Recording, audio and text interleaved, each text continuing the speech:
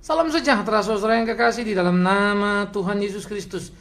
Kembali kita memikirkan apa yang akan disampaikan oleh Alkitab yang terambil di dalam Roma pasal 2 ayat 12 sampai 13. Roma pasal 2 ayat 12 sampai 13. Kali ini kita akan membicarakan penghakiman adalah untuk penegakan kebenaran. Sehingga kita bisa menempatkan segala sesuatu dengan komprehensif, tidak hanya asal bunyi lalu tidak memahami karena ada istilah jangan menghakimi lalu semuanya jadi hilang.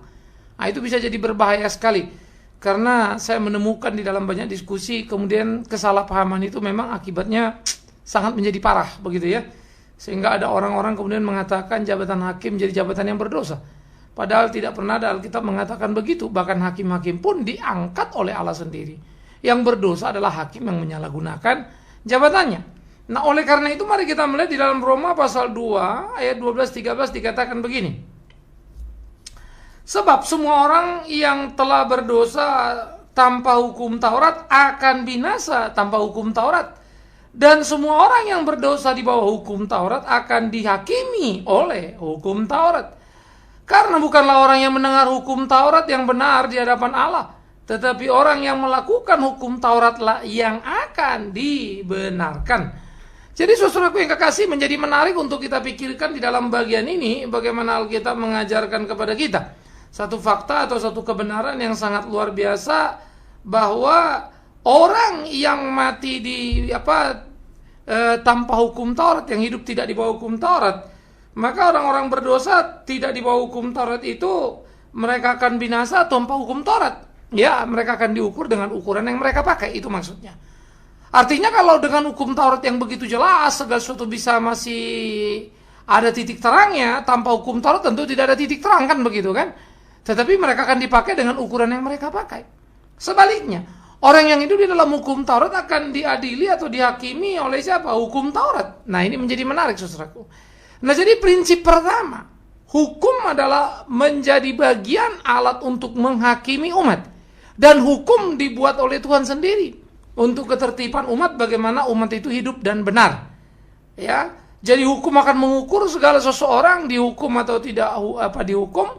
Hukum itu akan membuat seseorang menjadi terhukum atau orang merdeka. Dari situlah dia dihakimi berdasarkan hukum yang ada. Jika dia hidup di bawah hukum Taurat, dia akan diukur dengan hukum Taurat. Kalau dia hidup di bawah hukum Injil, dia akan diukur dengan hukum Injil. Yang menarik, dikatakan ayat 13, karena bukan orang yang mendengar hukum Taurat yang benar di hadapan Allah, tetapi orang yang melakukan hukum Taurat yang akan dibenarkan. Nah, ini juga perlu untuk kita perhatikan saudaraku. Kalau saudara mendengar hukum Taurat, bagus sekali. Tapi apakah saudara melakukan? Itu persoalan yang serius sekali. Jadi bukan sekedar melakukan saja, mendengarkan saja, tetapi menjadi bagaimana melakukan. Nah, ini menjadi pergumulan-pergumulan serius dalam keimanan kita, di dalam pemikiran kekristenan kita. Oleh karena itulah setiap kita dituntut, setiap kita ditantang dalam hidup sebagai orang percaya. Bagaimana kita memainkan peran kita dalam kesadaran yang penuh. Bahwa pertama, kita hidup di bawah sebuah hukum yang Allah buat. Baik itu perjanjian lama maupun itu perjanjian baru. Nah, jadi kita akan dihakimi mendasarkan hukum yang ada itu. Sehingga hukum itulah akan mengawasi kita, kan begitu. Hukum itu akan mencermati kita. Ya, jadi yang pertama, hukum akan menjadi arah bagi kita. Itu dulu. Karena itulah dikatakan penghakiman untuk kebenaran. Maka penghakiman untuk kebenaran di mana untuk menghakimi berdasarkan hukum? Karena hukum menjadi arah bagi kita. Arah kemana kita berjalan, arah kemana kita melangkah, arah apa yang harus kita kerjakan atau petunjuk dalam hidup kita. Nah, oleh karena itu hukum sebagai arah menjadi satu penting. Nah, kalau kita salah arah akan dihakimi oleh hukum itu. Sehingga penghakiman akan dibuat. Yes, penghakiman ada, harus ada. Karena itulah yang menjadi penentu supaya kita mempunyai ketaatan terhadap arah. Tapi arah yang ditetapkan oleh Tuhan, bukan? Nah, kalau kita hidup dalam perjanjian lama kan kita suka mengatakan, wah, kita tidak hidup dalam PL lagi, tidak hidup dalam kutuk Taurat lagi, kita hidup dalam PB, kita hidup dalam kemerdekaan. Tetapi lupa. Orang Kristen perjanjian baru ini orang-orang yang kelewatan gitu ya. Saenak EDW. Mau selamatnya saja. Sehingga berlaku seenaknya karena sudah anugerah. Padahal perjanjian baru justru lebih serius. Kalau kau mendengar mata ganti mata, gigi ganti gigi, kau berkata padamu, tampar pipi kanan kasih kiri, kau lakukan tidak? Hati-hati. Jadi jangan sembarang. Sangkal dirimu, pikul salibmu, baru kau layak bagiku. Kau lakukan tidak. Pikir itu. Barang siapa memikirkan dirinya sendiri dan menginginkan seluruh harta dunia, dia akan kehilangan nyawanya. Tapi barang siapa kehilangan nyawanya karena aku, dia akan mendapatkannya. Di situ tidak.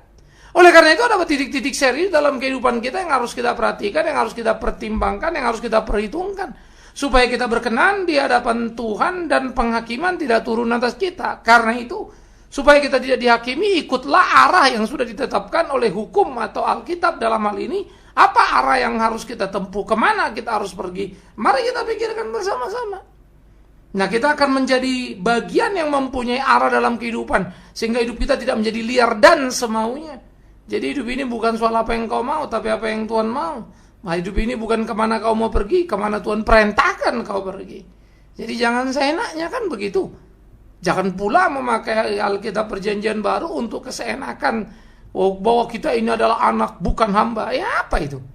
Kau memang anak Allah, betul. Tapi kau juga hamba Allah, jangan jadi kurang ajar. Ya, kalau hamba itu merengek mengemis, kita anak, minta apa juga dapat. Itu kekurang ajaran yang tidak termaafkan. Karena Yesus yang mengajarkan kita di dalam Lukas 17 jelas kita ini hamba. Bahkan kalau kita sudah bekerja, lalu kita harus berkata, Tuhan, aku hanya hamba yang tidak berguna. Lakukan semua pekerjaan kita melayani Tuhan tanpa pernah bisa berhitung. Siapa kita bisa berhitung kepada Dia yang sudah memberikan nyawanya untuk ganti hidup kita? Kalau nyawa kita berikan, tidak bisa memberi hidup pada Kristus. Ya, nyawa kita tidak sama dengan nyawa Dia. Dia nyawa yang suci yang bisa menebus dosa, kita menyawa kaur. Ya toh? Oleh karena itu orang PB suka saya katakan terlalu sombong, dan itu karena banyak khotbah ngawur. Sehingga akibatnya orang Kristen mempunyai pemahaman yang tidak tepat arah lagi. Jadi mari kita berjalan tepat arah, soturu dengan Alkitab serius sehingga kita jadi bermutu, nggak asbun, nggak seenaknya. Ya, mencari kebebasan dengan memanfaatkan celah-celah anugerah dalam Perjanjian Baru adalah sebuah kejahatan. Tapi itu yang dilakukan banyak orang Kristen. Hati-hati. Ya, itu aspek yang pertama, saudaraku yang kekasih. Aspek yang berikutnya mesti menjadi perhatian kita, bahwa Tuhan membimbing kita, Tuhan menuntun kita kepada arah yang Dia mau. Good, puji Tuhan. Tetapi ada aspek yang kedua yang mesti kita pikirkan bersama-sama, bahwa Dia menentukan arah dengan hukumnya. Di sana ada penghakiman, maka hukum juga menjadi ukuran bagi kesuksesan hidup kita. Jadi kita akan dihakimi berdasarkan ketaatan kita pada hukum yang Tuhan berikan, baik PL baik PB itu. Sejauh mana kita hidup sesuai apa tidak sesuai itu diukur oleh kebenaran Alkitab. Jadi bukan perasaan diri kita. Wah, saya udah benar kok, saya udah ngasih perpuluhan, diukur sama Alkitab. Karena ternyata Alkitab bukan bicara sekedar kau memberi perpuluhan, tapi motifmu memberi perpuluhan, sikap hatimu memberi perpuluhan. Jadi jangan mau kau dibodoh-bodohi terus sama gereja atau sama pendeta atau sama pengkhotbah. Kasih perpuluhanmu, kau akan diberkati Tuhan. Saya akan berkata omong kosong itu. Nggak akan ada perpuluhanmu membuat kau diberkati Tuhan kalau kau tidak belikan itu dengan sukarela. Ya, harus hati-hati. Jadi kita mesti memberi dengan sukarela, dengan sukacita. Siapa yang tidak memberi perpuluhan mencuri uang Tuhan, lalu kau ketakutan memberi perpuluhan, penjahat kamu. Kamu memberi karena ketakutan. Padahal memberi harus dengan sukarela. Dan kau ditakut-takuti untuk memberi, itu kejahatan. Jangan kau pikir 10% itu hanya uang Tuhan, lalu 90% uangmu. 10% tidak memberi perpuluhan mencuri uang Tuhan. 100% kalau kau sebut itu uangmu, kau juga sudah pencuri dalam hidupmu. Jadi jangan kita salah dalam ukuran yang tidak terarah. Akibatnya jadi kacau balau. Nah, kita mesti mengukur diri kita dengan ukuran yang tepat. Supaya jangan kita pikir kita benar padahal salah. Ya, jangan kau pikir, oh mari kita memuji memuliakan Tuhan. Saya melihat Tuhan hadir di sekitar kita, wajah saudara menunjukkannya. Tuhan berkata, percuma bangsa ini beribadah pada aku, mulut bibirnya saja yang naik. Air matanya mengalir tapi air mata buaya. Halo. Aku benci kepada mereka karena yang mereka ajarkan cuma perbuatan manusia saja. Perbuatan mereka tidak berkenan di hadapanku, itu kata Tuhan. Bukan telingaku kurang tajam mendengar doamu, bukan tanganku kurang panjang menolongmu, tetapi dosa-dosamu membuat aku memalingkan wajah daripadamu. Dari siapa? Umat yang apa? Yang berdoa. Umat apa? Yang berteriak kepada Tuhan. Umat yang apa? Yang memuji nama Tuhan tapi gak nyampe. Tuhan nek. Karena mereka tidak bersih. Nah, itu yang mesti kita lihat. Jadi jangan sampai kita mengukur dengan ukuran yang salah lalu merasa sudah memuji Tuhan hanya karena kata hamba Tuhan lah bilang ya, Lalu kita pikir kita baik hanya karena kata siapa? Kata hamba Tuhan. Lihatlah kata Alkitab. Ya, kita dalam hidup manusia ini kan sangat toleran ya. Saya pun seringkali mengatakan tidak apa-apa, padahal sebetulnya itu bisa jadi apa-apa dalam ukuran Tuhan. Udahlah, nggak apa-apa. Saya nggak apa-apa. Karena sungkan atau apa kepada kawan kan. Tetapi bisa jadi itu apa-apa di hadapan Tuhan.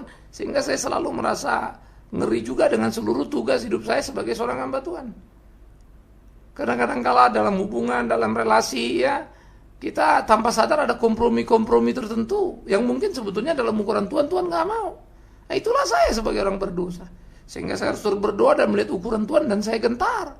Kalau melihat ukuran saya dan kuukur tindakanku itu benar menurut ukuranku. Tapi ukurannya ukuran siapa? Kebenaran hukum Tuhan itu. Itu yang akan menghakimi kita. Jadi kalau kita pikir kita sudah melakukan, tapi penghakiman datang dan berkata tidak, kan kacau kita. Karena itulah kita mesti mempelajari undang-undang Tuhan itu supaya jangan kita langgar. Kita hidup di republik yang punya aturan, ada undang-undang dasar, lalu melahirkan undang-undang, lalu undang-undang itulah menjadi bagian lagi di mana lahirlah ada mungkin perda atau kepres ataupun tap-tap MPR tidak boleh menabrak itu. Ya, sehingga undang-undang dasar itu tertinggi, baru undang-undang, baru pengejawantahan ke bawah lagi. Semua mesti mengikut. Dengan apa kita akan dihakimi? Dengan apa kita akan diukur? Dengan undang-undang yang berlaku. Kan begitu, saudara. Ya, itu yang mesti kita lihat, itu yang mesti kita pikirkan. Nah, undang-undang Tuhan itu pada dirinya betul, benar. Ya. Kalau kita dalam kehidupan sehari-hari tentu saja undang-undang itu seringkali dibuat dan diarahkan untuk kepentingan orang-orang tertentu, mengabaikan yang lain. Maklumlah yang membuat undang-undang pun manusia yang berkepentingan pula lagi. Ya toh? Sehingga segala sesuatu bisa diset. Lalu kalau sudah mau berlindung, ya habis undang-undang bilangnya begini, ya undang-undang bilang begitu. Padahal tahu udah salah, tahu. Bisa diperbaiki undang-undang, bisa. Kenapa nggak segera? Memang tempat ngumpet kok. Kalau undang-undang dari Tuhan, hukum dari Tuhan nggak ada. Dia sang kebenaran itu, dia sang suci itu. Jadi mau kemana kita lari? Nggak bisa. Jadi undang-undang Tuhan atau hukum Tuhan yang akan menghakimi kita. Ya, di dalam hidup sekarang ini memberi kepada kita arah kemana kita harus melangkah dalam hidup kita. Dan ketentuan-ketentuan bagaimana kita harus bertindak dalam hidup kita. Dan dia mengukur segala tindakan-tindakan kita. Apakah kita kemudian menjadi benar atau tidak benar, memenuhi kehendaknya atau tidak. Oleh karena itu tidak mungkin kita tidak bisa mengenal firman itu, karena itu akan menjadi bahaya buat kita. Ya kan? Oleh karena itulah kalau kita memikirkan dari sudut itu, berapa berbahayanya hidup orang Kristen yang tidak mau belajar Alkitab. Asal angkat tangan, haleluya, nyanyi, puji Tuhan, selesai sudah. Wah, Tuhan disenangkan. Nah, itu kan katamu. Alkitab bilang beda kok. Ya, dengarkan teriakan Yesaya, percuma bangsa ini beribadah kepada aku, dan itu dikutip Tuhan Yesus. Disebutkannya dalam kitab Injil Matius. Betapa seriusnya. Aku muak dengan puasamu, aku muak dengan persembahanmu. Bolak-balik kalimat itu muncul di Alkitab. Ayo kita ukur diri kita. Jadi jangan juga kita melenakan diri kita atau membenarkan diri kita dengan khotbah-khotbah yang mengenakan kuping kita. Lalu kita pikir kalau iya kata pendeta, baik kata pendeta, ya dan baiklah kita. Salah. Tidak jadi baik kau karena Big Man Sirait sebagai pendeta bilang kau baik. Kau baik atau tidak, ukurannya adalah firman Tuhan, termasuk Big Man Sirait-nya. Dia akan diukur dengan ukuran firman Tuhan. Gak penting siapa dia, mau berapa ribu kali kayak dia khotbah, berapa dia jungkir balik pelayanan, gak ada ukurannya. Yang Tuhan lihat apakah dia melakukan apa yang Tuhan perintahkan. Apalah susahnya khotbah, mau ribuan kali pun gampang ya. Ya, apalah susahnya kerja keras. Banyak orang yang kerja keras di dunia ini yang bekerja bukan untuk Tuhan. Tetapi siapa yang melakukan kebenaran? Tidak banyak. Nah, itu yang jadi ukuran. Kebenaran itu adalah undang-undangnya Tuhan itu, hukum Tuhan itu. Dengan itulah kita akan dihakimi. Karena itu penghakiman itu harus ada dan bergulir dari sekarang sampai nanti. Kita dihakimi oleh Tuhan untuk mengatakan benar salah di kekinian masa. Kalau benar tentu berarti kita mentaati kebenarannya, kalau salah berarti kita melanggarnya dan menjadi terhukum, bukan? Tetapi dalam sekarang ini masih ada waktu untuk kita bertobat dan berkata, Tuhan ampun, kulanggar undang-undang-Mu. Aku mau kembali ke jalan-Mu, berjalan di jalan-Mu. Ada pengampunan buat-Mu. Tetapi yang menjadi repot adalah penghakiman yang terakhir nanti kalau itu datang. Oleh karena itu menyadari akan ada penghakiman di mana kita tidak bisa lolos, sekalipun mungkin kita bisa lolos di dunia ini. Tapi nanti dulu, begitu menghadap Tuhan yang duduk di tahta untuk menghakimi kita dengan adilnya, bagaimana kita mau lolos? Nggak akan ada yang lolos dari penghakimannya. Ya. Nah, tapi sebelum lanjut kita penghakiman terakhir itu, saudara, itu sebab pemazmur pun sangat bergumul dan menaruh harapannya kepada Tuhan untuk menghakimi di dalam perjalanan kehidupannya. Daud pernah melontarkan ceritanya atas kasus yang dihadapinya, sehingga dalam Mazmur nomor 7 ayat yang ke-7, Mazmur nomor 7 ayat 7 dikatakan begini: bangkitlah Tuhan dalam murka-Mu, berdirilah menghadapi geram orang-orang yang melawan aku. Bangunlah untukku, ya Engkau yang telah memerintahkan penghakiman. Wow, Tuhan adalah Tuhan yang memerintahkan penghakiman untuk menegakkan keadilan, untuk menegakkan kebenaran. Maka berteriaklah Daud dalam persoalan yang dihadapinya dengan Benyamin orang Kushi itu, supaya Tuhan menjadi hakim di antara mereka. Itu pula kalimat Daud ketika dia diberi kesempatan untuk membunuh Saul. Dia bilang, tidak, biarlah Tuhan menjadi hakim antara aku dan Saul. Daud menempatkan diri dengan tepat untuk memainkan diri perannya seperti apa yang Tuhan mau. Dan Tuhan akan menjadi hakim atas segala tindakannya, dan dia rela dihakimi oleh Tuhan. Itu mestinya hidup orang percaya. Tapi kita ini pelanggar-pelanggar, semua sudah keburu besar kepala kan. Oh, kita akan menghakimi orang berdosa. Oh, kita akan begini. Oh, selalu ditonjolkan bahwa kita akan mengukur diri menghakimi sebagai orang percaya. Tapi nggak pernah mengukur diri. Layak nggak kita sampai di situ ya? Jangan GR dulu lah, kan gitu lah. Lihat diri dan ukur diri. Sudah pada arah yang hukum Tuhan, mau nggak kita berjalan ya? Jangan kita berdiri jalan kita mau. Ya, kita bangun gedung gereja mewah, kita bilang memuliakan Tuhan, padahal memuliakan diri misalnya. Siapa yang tahu itu? Tuhan yang tahu itu. Maka jujurlah kita, sebenarnya siapa ya? Atau untuk apa kita melakukan segala sesuatu? Ya, tiap kali saya kesaksian, tiap kali saya mesti berdoa dalam batin saya. Kalau aku bilang pelayananku diberkati Tuhan, luar biasa muncul ini itu. Kata-kataku boleh saja bagus, tapi hatiku siapa yang tahu? Maka itu pertandinganku dengan Tuhanku, dan Tuhan akan melihat dan mengukur itu dengan ukurannya. Kalau aku salah akan dihukumnya. Betapa rentannya hidup ini, saudaraku, dan itulah kehidupan kita. Dan itu seringkali ketika kita membicarakan Tuhan, kita sadar bersamaan bisa bikin dosa kan? Memikirkan sesuatu yang jelek tentang orang lain, atau rencana yang busuk tentang orang lain, atau kebencian yang meledak-ledak dan seterusnya. Betapa rapuhnya kita. Padahal kita bilang gak boleh begitu. Coba pikirkan.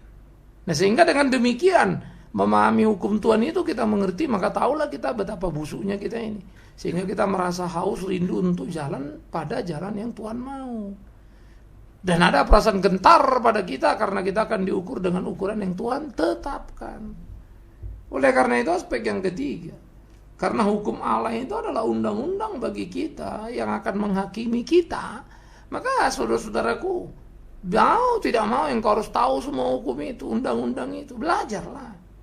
Banyak sekali orang kalau diajar PA misalnya, ayo kita PA, kita belajar kitab, lalu alasannya, wah saya nggak mau kayak orang Parisi. Wah, keren ya. Banyak kali orang berkhotbah, kita merdeka saudara, kita tidak lagi duduk dalam PR, kita dipimpin oleh Roh Kudus. Lalu khotbah nggak ada persiapan, saya akan bilang itu penipu itu. Bagaimana dia khotbah dipimpin Roh Kudus, baca Alkitab yang kudus saja tidak, omong kosong itu. Ya. Janganlah umat ditipu, dan jangan pula umat itu mau tertipu. Alkitab sudah jelas berkata, iya kan, firman-Mu pelita bagi kakiku, terang bagi jalanku. Itu di Mazmur, masih perjanjian lama. Dan di perjanjian baru dikatakan jangan ada yang menambah dan mengurangi Alkitab itu. Berarti sudah genap, selesai, lengkap. Ayolah kita baca, marilah kita belajar, mari kita dihakimi oleh Alkitab itu. Jadi jangan ada orang kemudian bilang nggak perlu persiapan, nggak perlu pergumulan, nanti Roh Kudus yang pimpin. Itu akal bulus itu. Bilang aja malas baca, nggak mau persiapan. Akhirnya orang Kristen berubah jadi dukun. Bim salah bim, ntar dapat ide apa, kira-kira begitulah kan. Mengerikan sekali. Lalu buat apa Alkitab itu? Kalau memang kau bisa masih bicara kebenaran tanpa Alkitab, ya buang aja Alkitabnya kan. Tapi kalau saya percaya amat sangat Alkitab adalah Alkitab yang bersifat final, jangan ditambah, jangan dikurangi. Itu sebab saya belajar menggalinya, mengerti dan gentar karenanya. Ya. Seringkali makanya kadang-kadang orang kebaktian tahu-tahu sudah kesembuhan sana sini, nggak jelas apa yang dibacanya soal Alkitab. Ya, dia cuma cerita, ini karena Yesus, ini karena ini. Akhirnya karena sadar seperti saya bilang tadi, kita terjebak. Kalau kesembuhan di kolong langit ini banyak kali, nggak perlu orang Kristen bukan. Bicara kaya Gunung Kawi dan lain-lain banyak sekali tempatnya. Malu kita kalau itu yang kita mau tonjolkan. Kebenaran Tuhan tidak ada yang bisa menandingi. Tapi kalau itu yang saudara bicarakan, ya gelilah. Orang dunia bisa ketawa nanti ngeliat kita, kok mirip kami ya, katanya pula lagi nanti. Nah, jadi saudara, penghakiman adalah penegakan kebenaran, penghakiman adalah penegakan keadilan dan berlaku bagi tiap orang percaya. Jadi kita akan dihakimi, yes, kapan? Waktu hidup dan sesudah hidup, artinya pada waktu mati. Waktu hidup kita akan dihakimi, kita akan diberi arah kemana kita jalan.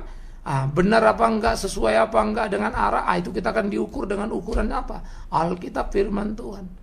Kalau ditemukan kita salah, kita akan dihukum. Kalau ditemukan kita benar, kita diberi upah dalam kehidupan sekarang di kekinian. Nanti kalau kita sudah mati, kita akan menghadapi pengadilan terakhir itu. Di situ kita akan dihukum berat. Kalau benar, maka kita akan masuk dalam lumbung Allah di pesta perkawinan anak domba itu. Tapi kalau kita salah, diikat, dibuang, di mana terdengar rata tangis serta gigi, penyesalan yang tidak pernah berhenti dan tidak ada gunanya lagi. Saudaraku, ini yang mesti kita pikirkan dalam hidup kita, dalam hari-hari kita sebagai orang percaya. Jadi jangan cuma mau menyenangkan kuping ini. Kuping ini memang kuping yang jahat ini. Semua mau yang dia dengar ini yang dia suka saja. Yang lebihnya dia nggak mau. Mari kita belajar mendengarkan apa yang kita tidak suka, sekali kalaupun itu kebenaran. Ya. Jadi kebenaran sekalipun tidak menyenangkan, memanaskan telinga kita, terimalah, dengarlah. Kau, aku, kita semua belajar. Tidak ada kita yang terlalu hebat, terlalu senior dalam mengikut Tuhan. Semua kita sama. Hambanya, anaknya, muridnya. Berlakulah pada tiap aspek. Sebagai murid belajarlah. Sebagai anak tahu menempatkan diri. Belalah keluargamu sebagai hamba. Lakukan apa tuntutannya. Jangan berhitung pada dia. Semua menumpuk pada diri kita dalam berbagai perspektif yang harus kita wujudkan. Supaya ketika hari penghakiman tiba, Tuhan berkata pada kita, sabarlah engkau hambaku yang baik. Semoga engkau aku ada di sana. Tetapi awas, ukur diri kita dengan kebenaran firman yang final itu. Alkitab, firman Tuhan itu. Amin. Mari kita berdoa. Kami bersyukur, kami berterima kasih kepadamu ya Tuhan atas segala berkat, cinta kasih dan kemurahan-Mu. Bersyukur, berterima kasih untuk apa yang Tuhan kerjakan dalam hari-hari kami. Dan kami berdoa supaya Tuhan menuntun membimbing kami, supaya hidup kami menjadi hidup yang menyenangkan hati Tuhan di dalam tiap-tiap langkah kami. Mampukan kami oleh belas kasihan-Mu, berkati kami Tuhan senantiasa. Hanya di dalam satu nama yang ajaib, Yesus Kristus Tuhan kami. Kami berdoa bersyukur kepada Tuhan Hakim yang adil itu. Ajari kami mengukur diri kami dengan ukuran hukum-Mu, mengamati diri kami dengan hukum-Mu, dan akhirnya berjalan seturut dengan hukum-Mu. Terpujilah Tuhan kami. Haleluya. Amin. Kita telah mendengarkan firman Tuhan yang disampaikan oleh Pendeta Bigman Sirait. Bagi Anda yang merasa diberkati dan ingin menjadi mitra Pama dalam melayani melalui doa, daya dan dana, silakan menghubungi kami melalui telepon 021 392 4229, 021 392 4229. Email di pama_yayasan@yahoo.com, pama_yayasan@yahoo.com. Sampai bertemu kembali di waktu dan gelombang yang sama. Tuhan memberkati.